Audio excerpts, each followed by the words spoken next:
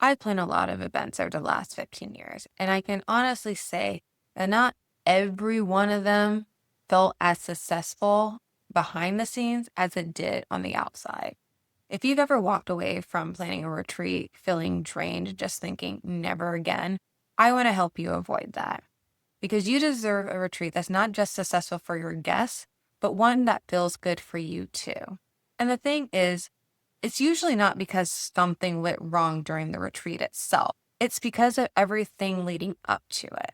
The nonstop emails, the vendor drama, the last minute chaos, the lack of sleep. Most people don't realize how much planning goes into it until they're in the middle of it. And then they're just stuck trying to stick things together with duct tape and sheer willpower. Today, we're talking about why some retreat hosts walk away thinking never again and what you can do differently so you're not feeling burned out before the guests even arrive.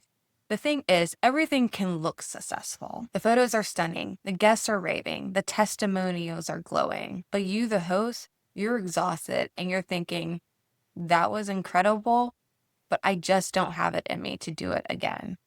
Here's what people don't see. A retreat can check every box on the outside, but still leave you feeling drained on the inside. Not because something went wrong publicly, but because privately you were carrying every decision, every deadline, every detail. And when all of that is sitting squarely on your shoulders, it doesn't matter how amazing it looked to your guests. It's not sustainable.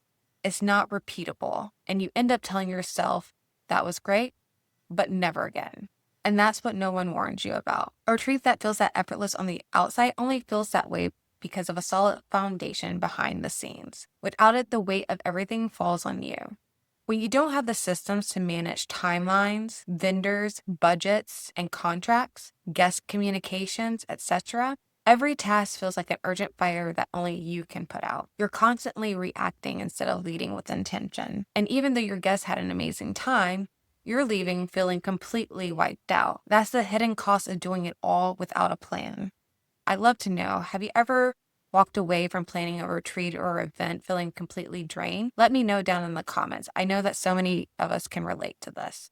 Now, you might be thinking, maybe next time I just need to work a little bit harder, do a little bit more hustling. But here's what I want you to hear. More effort is not the solution. A lot of people assume chaos in retreats and events is normal. They're thinking that's just how events are. It's always a scramble. Everyone's always running around last minute.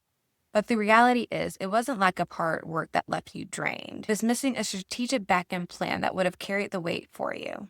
Without a clear foundation, everything falls on your shoulders. So instead of leading from experience, you're stuck being the point person for every last minute issues. Where's the welcome sign? What time is the shuttle coming? Has the venue been paid? Do the attendees have all the materials and information they need?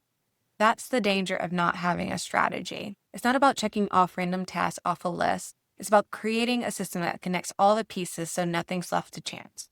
And here's the best part.